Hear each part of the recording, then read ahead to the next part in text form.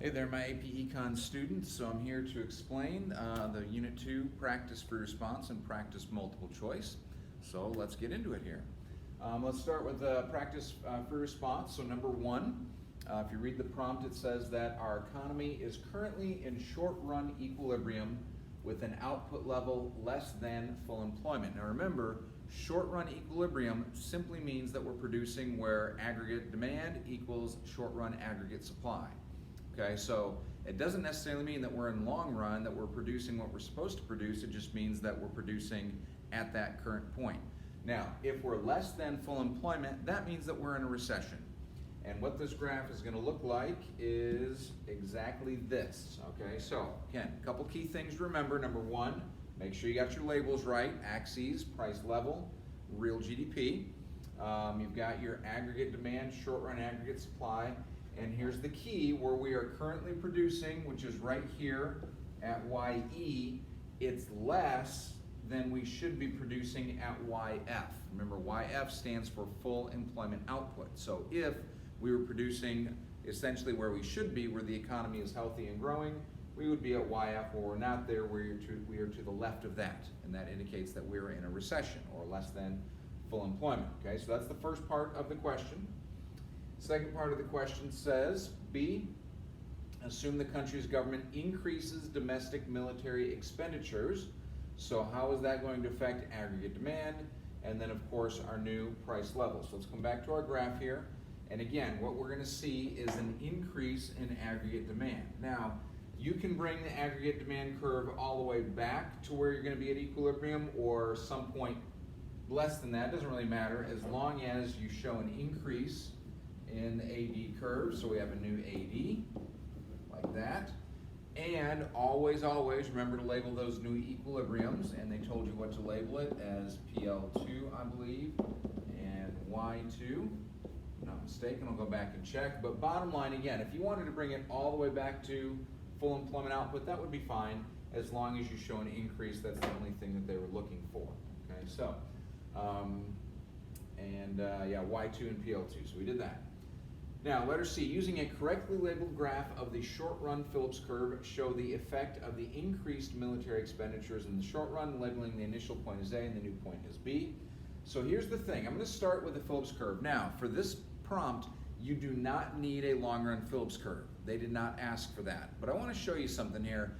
If you happen to put a long-run Phillips curve on there, wherever you put point A cannot be right here.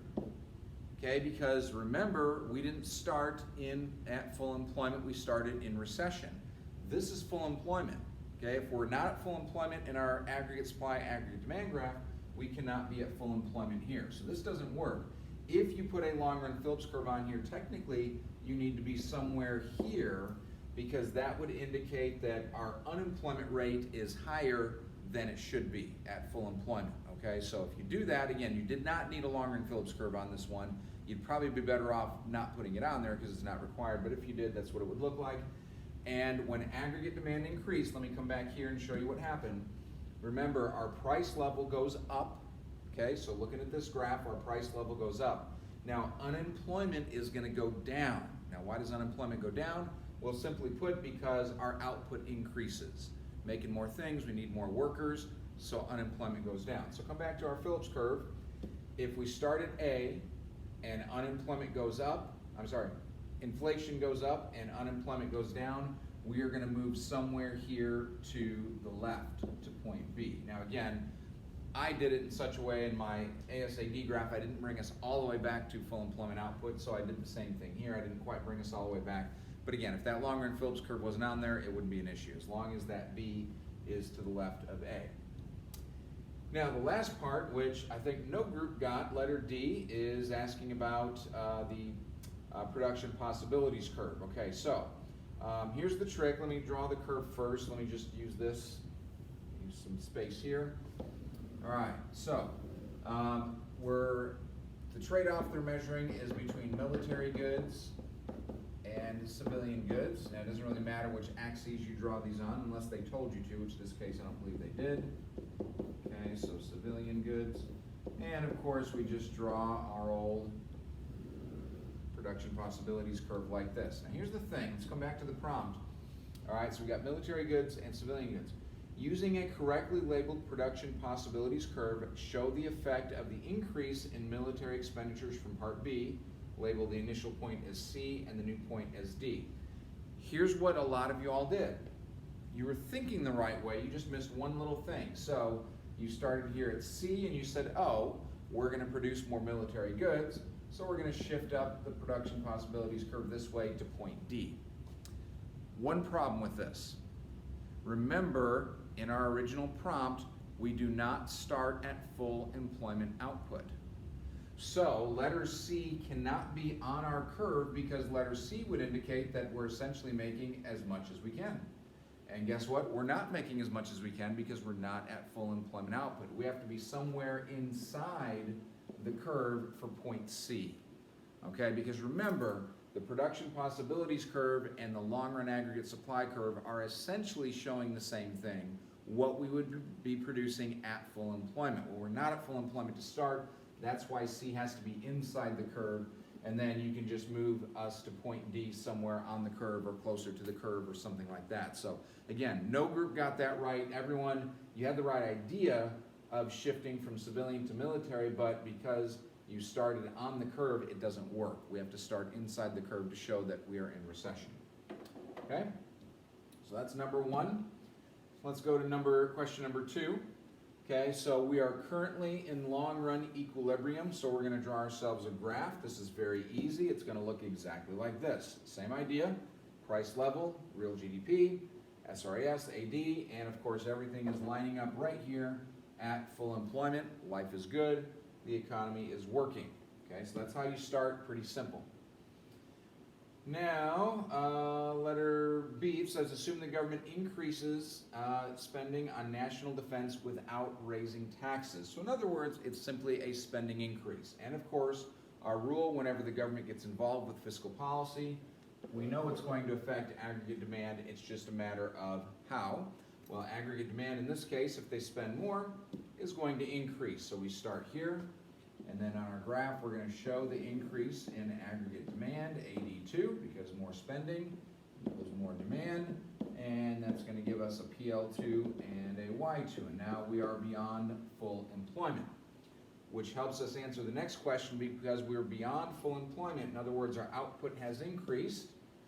Part 2, B2, how will this government action affect the unemployment rate in the short run? Unemployment is going to decrease, and that's because we are producing more. Our output has increased, or you could say we're beyond full employment output.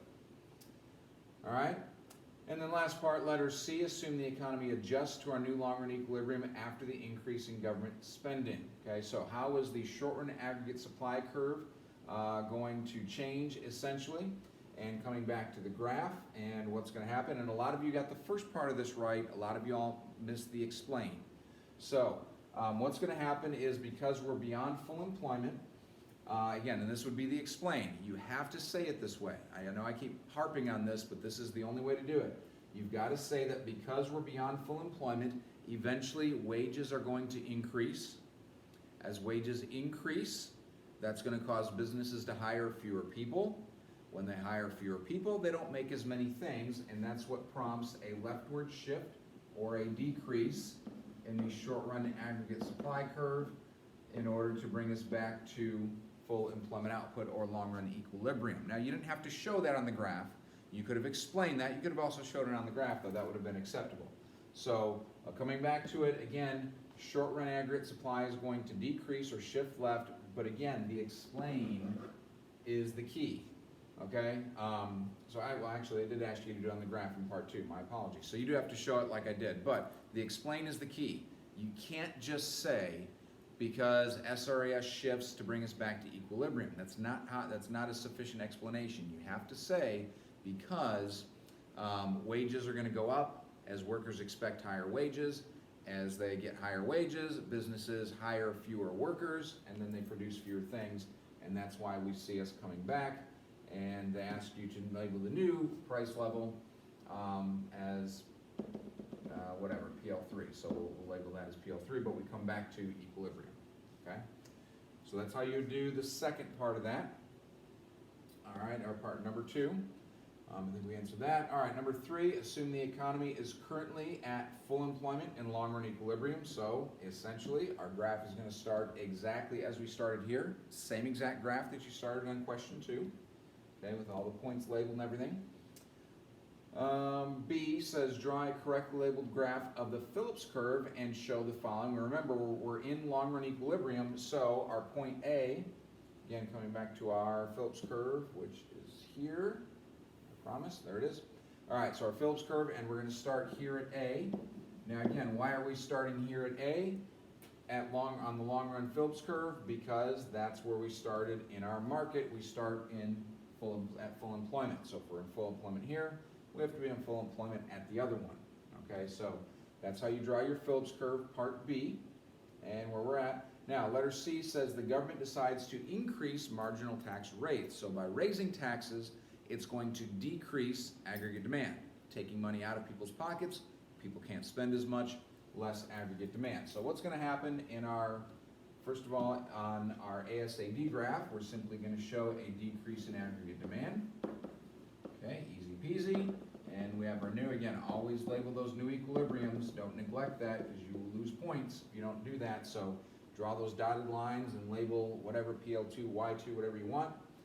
Now in our Phillips curve, back to our Phillips curve, again, so let me show you. From this point, our price level went down, but unemployment is going to go up because that's going to put us at less than full employment or in a recession. Okay, so from part A, inflation goes down, unemployment goes up, so we have to move to the right to point B. Okay, so the B has to be to the right of point A. And I think that was all the parts of that one. Yes, so we did that. We showed on the ASAD graph, and then we showed on the Phillips curve. Okay, so that's our free response. Let's take a gander at our multiple choice here and take a run through that. So here we start with our ASAD graph on number 1. Now, first of all, I want to point out we are in an expansionary phase. In other words, we are beyond full employment because this is where we should be producing, and we're producing more than that. So we are beyond full employment in this case. So, which of the following is true about the long run here? Well, the best answer here is B, and this is a great, again, help with that explanation that everyone seems to struggle with of why this happens. Again, as wages increase, the short run aggregate supply curve is going to shift to the left, okay, because again, as wages increase, businesses hire less, and that is what's going to shift to bring us back again. That's always, if the government does nothing, the classical approach, we always assume that SRAS is what's going to be shifting, okay? Number 1 is B. Number 2, if we had a decrease in labor productivity, the best answer there would be C. Okay, if our workers are not able to produce as much, that's going to shift left or decrease the short-run aggregate supply curve. Our ability to produce is limited, so it's going to be C. Number 3, federal budget deficits occur when, letter C is the answer here, the federal government spends more than they collect in taxes in a given year. Again, that's a deficit. The entire accumulation of all the deficits, all the money the government owes, that's our debt. So don't confuse deficits and debt.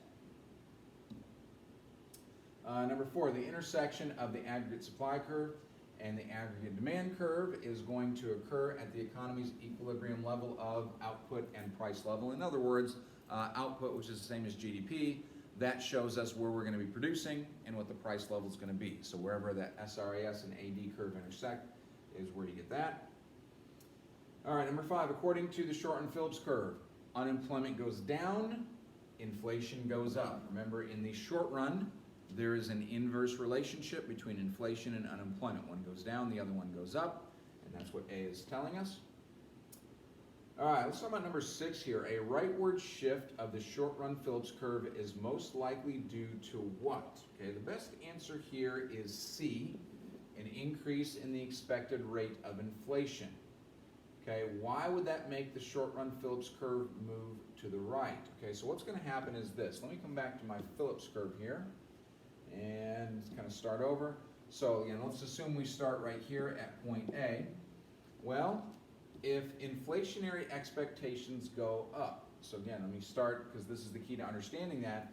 If inflationary expectations go up, that means that workers are going to be expecting higher wages, and this is that whole supply curve shift.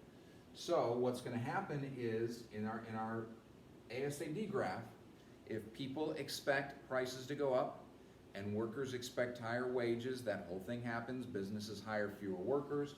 SRAS shifts to the left. Okay, now again, I know you're saying, wait a minute, Mers, I thought this was asking about the Phillips curve. But again, understanding this, I think, helps you understand the Phillips curve, because now we can see what's going to happen. Okay, because of those increase in inflationary expectations, our price level goes up.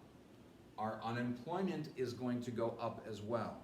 Okay, price level goes up, unemployment goes up. So now come back to my Phillips curve. If we start at A and I make inflation go up and unemployment goes up as well, I end up out there at point B. Remember our rule. We now have a new point off the curve. What do? We draw a new line through that point. That's our new short-run Phillips curve, or short-run trade-off. And what happened? This curve shifted to the right. Okay, so that's why letter C on, I think that was number 6, is the best answer, because that's going to put into effect a chain of events where SRAS decreases. SRAS decreasing causes inflation to go up, unemployment to go up, stagflation, and that brings us from A to B, and now the whole curve shifts to the right as we draw a new point through it. Okay, that was 6, a little bit tricky, but hopefully you followed that. Number 7, an increase in which of the following would cause the demand curve to shift to the left? Well, if the government increases income taxes, people can't spend as much, and so that's going to shift AD. Number 8, according to the long-run Phillips curve, which one is true? Letter E is the best example here. Essentially what letter E is saying is that in the long run, we always come back to full employment. Fiscal policy, we haven't talked about monetary yet, but fiscal and monetary policy can change, but the economy is going to adjust, and we come back to that vertical long-run equilibrium. Number 9, which of the following should occur as a result of automatic stabilizers? Good reminder of automatic stabilizers. These are policies that automatically put into effect fiscal policy practice without any special action by the government. Okay, the circumstances are already there. So the best answer here is letter D. If we went into recession, people would make less money because we pay taxes based on our income mostly. That's going to cause tax revenues to decrease. At the same time, more people are going to qualify for unemployment benefits, welfare benefits, food stamps, things like that. So transfer payments are going to increase. Number 10, which of the following would be the most likely to increase long-run growth? A is the best answer here. If the government gave subsidies so that businesses could expand, well, now our ability to produce in the future is also going to expand. Hopefully it was pretty simple. Number 11, a negative aggregate supply shock. So this is that leftward shift of the SRAS. We just did this a moment ago, so hopefully you remember. Letter C, we're going to see both price level and unemployment rate increase, and that's what we did right here a moment ago. SRAS shifts left, negative supply shock. We get that stagflation, high inflation, high unemployment at the same time. All right, number 12, a decrease in taxes will necessarily result in an increase in nominal GDP. Okay, we don't know if real GDP is going to change, depends on inflation, but at least nominal GDP, if people have more money, they're probably going to buy more things. All right, number 13 is just describing the Phillips curve. It shows that in the short run, there's a trade-off between inflation and unemployment. That's what we've been talking about the whole time. Number 14, all right, this one's intriguing. Follow this here. So the short run aggregate supply curve, now let's come back here. Okay, start over. The short run aggregate supply curve is upward sloping. What would make the short run aggregate supply curve vertical like the long run aggregate supply curve? Well, in this case, if it's E, nominal wages adjusted immediately to changes in the price level. Now we know that that happens in the long run. That's why the long run aggregate supply curve is vertical, because prices and wages adjust, and we always come back to that full employment. What that question is asking is, what if that happened instantaneously? It wasn't a long run, it didn't take a long time to happen, it literally just happened instantaneously. Well, if that was the case, then SRAS would essentially be the same as the long run aggregate supply curve. Those wages immediately adjust, and we kind of stay at full employment all the time. that would be the idea. So that one was a little bit tricky the way they worded it, but hopefully you followed that. Number 15, we're at full employment equilibrium.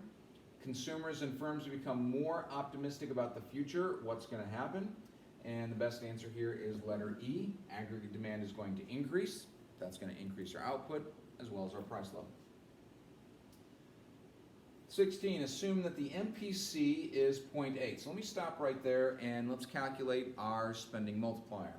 Okay, so if the MPC, I'm sorry, we don't need to calculate the spending multiplier here. It's a little bit simpler than that. What gets tricky here is it says the government taxes all income at a constant rate of 30%. So here's the deal. You get a $100 raise, the government's automatically taking 30% of that. So you really don't get $100. What do you get in your disposable income? You get a $70 raise, okay? Now, of that $70, you are going to spend 80% of it, okay? So 70 times 0.8, and that should equal $56, okay? So the answer there is A. So again, you do not have to do the spending multiplier. Let me give you a quick refresher on that though, and this will help with number 17 actually. So the spending multiplier is always 1 over 1 minus the MPC. Make sure you know that formula because that is important. So 1 over 1 minus the MPC.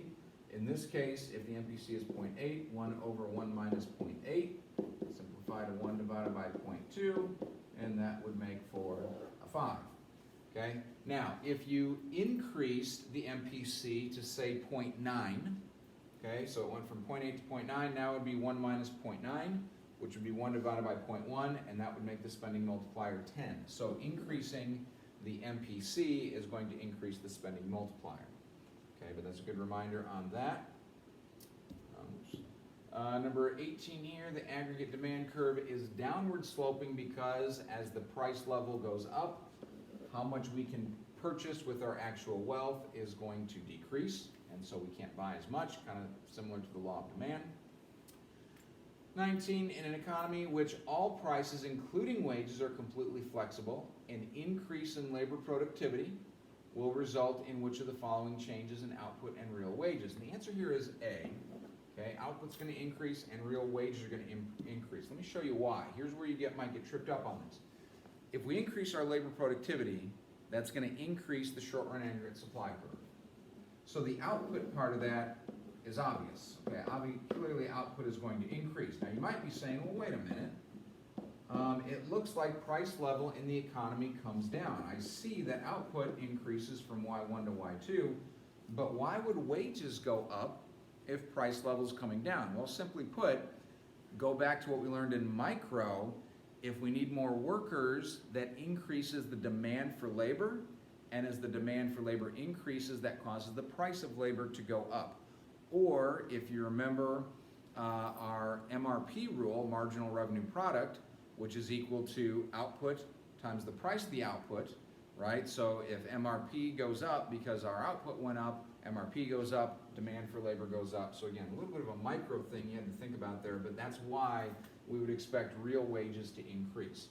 Also the fact that they're using the term real. So nominally, we kind of assume wages will go up, but in real terms, because prices go down, even if wages stayed the same, buying power would still go up. So real wages would still increase because that decrease in price level. So both ways, you would see probably an increase in wages.